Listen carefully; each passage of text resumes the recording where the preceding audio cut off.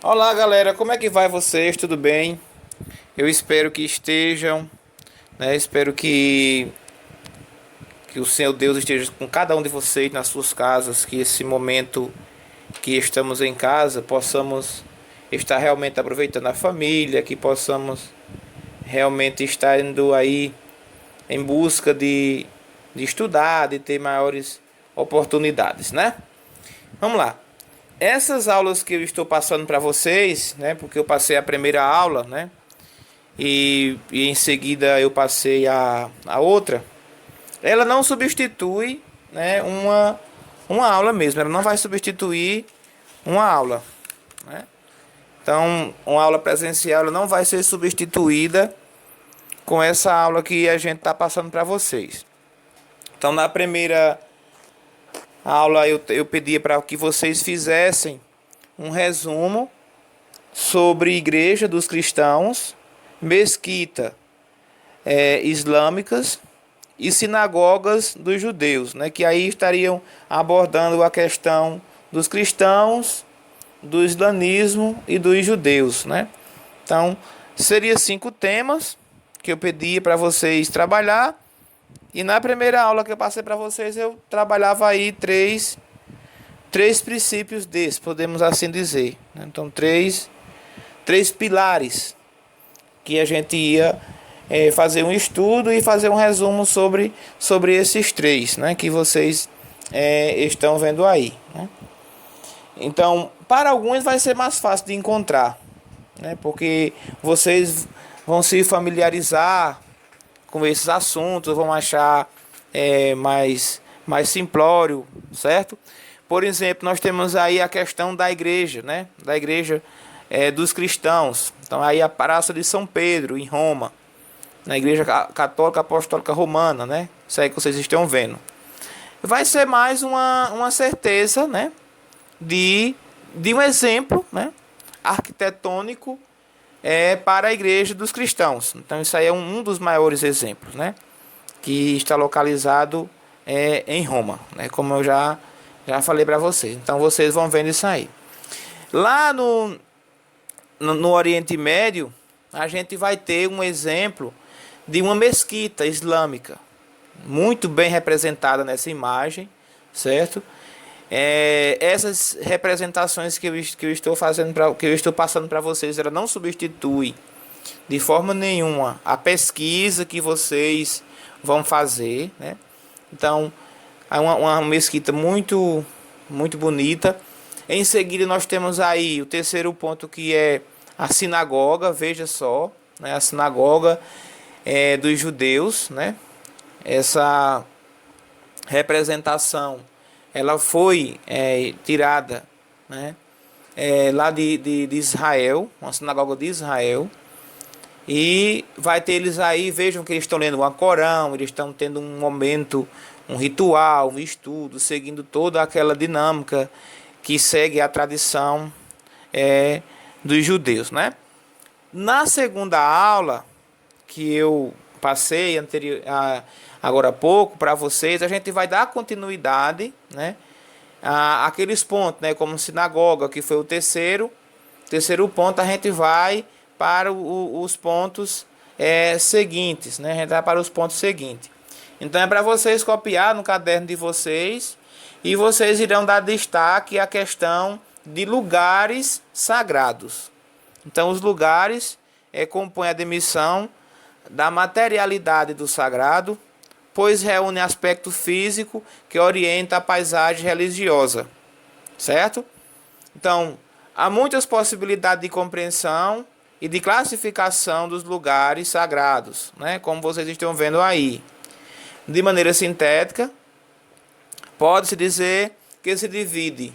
Aí a gente vai ter as duas divisões, né? Que são lugares construídos por seres humanos e lugares construídos pela natureza. Então, lugares da natureza que é tidos como sagrado. O que é que vocês vão fazer nesses dois próximos tópicos? Vocês vão fazer uma pesquisa, né? Sobre e escrever no caderno. Sobre o que tópico esse?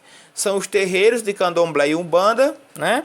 E também vocês vão trabalhar o ashrama, que são templos hinduístas, né? O ashrama que seria um lugar de estudo, né? Seria um lugar de um estudo voltado para uma crença hinduísta com mais aproximação. Vocês vão ver na frente, eu escolhi até algumas imagens para vocês. Então lembrar que esses lugares, eles podem ser construídos pelos homens, né? Esses lugares, eles podem ser construídos pelos homens ou não, né? Se eles não são construídos pelos homens, são lugares tidos como lugares da natureza, que tem um aspecto físico. E o que é religião? Você sabe que religião é a questão do religare, né? Religar a ligação entre o homem e os deuses, né? O homem físico com o homem espiritual. Essa ligação. E nessa ligação, a gente vai ter alguns aspectos físicos feitos pelos homens, que ao chegar lá, você vai ter já como se fosse uma aproximação com aquele ambiente sagrado. Ou pode ser algo voltado para a natureza, né? Algo natural. Então, algo natural. Eu até escolhi alguns exemplos para que vocês pudessem se aperfeiçoar nesse assunto, né? Você chega nesse lugar, um lugar natural, e vocês já têm uma aproximação com essa questão de uma conotação real. Você se sente bem, você se gosta daquele ambiente, porque ele, ou construído pelo homem ou pela própria natureza, ele já vai por si só dar uma característica de que vocês estão no lugar propício, no lugar bom, no lugar oportuno para uma interação com o divino, né? Por isso que tem aí a questão da materialidade, certo? Aí o quarto ponto seria os terreiros de Candomblé e Umbanda. Aí vocês têm uma representação, né, de um terreiro de Candomblé e Umbanda, eles caracterizados, vestidos, né, fazendo tendo uma aproximação com dentro ritualista. Como eu falei para vocês, tem aí o ashrama, né, e templo hinduísta. Veja que eles estão sentados aí, como estudando, meditando, tendo uma conversa, ao lado de templos religiosos também, certo? O hindu, eles têm essa característica de sentar, né? De buscar o mantra, né? O que é buscar o mantra? Buscar paz, fazer yoga, né? Fazer yoga, ter um momento como é que eu posso dizer, de limpeza de si, né? Um descarrego de si, esse sentar, esse aproximar-se com Deus, esse se despertar, né? do hinduísmo, que eu acho muito bonito, né?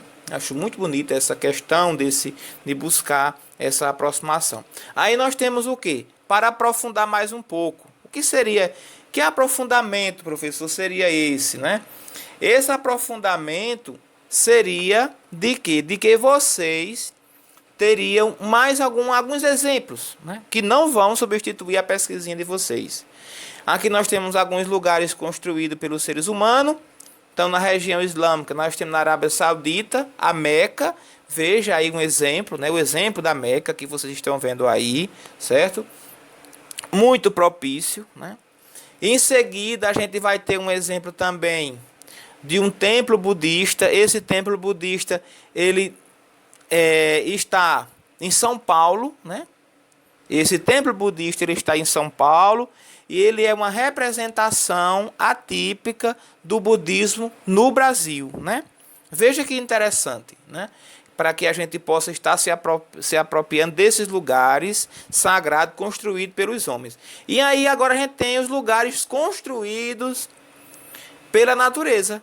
Algo natural, né? Algo natural, tido, alguns até perto de nós. Nós temos aí a Pedra de Santo Antônio, que fica em Fagundes, na Paraíba. E nós temos o cenote. cenote sagrado, né, que fica no México. Então, falando um pouco sobre a Pedra de Santo Antônio, se você tiver alguma curiosidade mais sobre a Pedra de Santo Antônio, vocês podem fazer uma pesquisa, ver o que é, afinal de contas. Mas, de modo geral, essa pedra que vocês estão vendo aí em si, ela é o que representa a Pedra de Santo Antônio, que fica em Fagundes. Aí vocês podem dizer, professor, mas a pedra lá de Carnaúba dos Dantas, ela também não é um exemplo de lugares sagrados pela natureza? Não é. Por quê? Porque lá a dinâmica do Monte do Galo, ela sofreu uma alteração arquitetônica. Então teve aquelas escadas para chegar lá, teve você chegando lá tem aquelas igrejas, né? Essa de Santo Antônio tem também uma igrejinha ao lado. Ela não o monumento em si não é a igreja, né? O monumento em si não é a igreja. É tanto que o próprio Santo Antônio você não vê. Está dentro da pedra. Dizem que está dentro da pedra. Ah, é uma lenda? Não, não sei. Vai pesquisar, não sei, né, galera? Mas, como não tem alteração, então ela é tida como sagrada. Então é isso que eu queria deixar para vocês. Muito obrigado. Fiquem todos com Deus.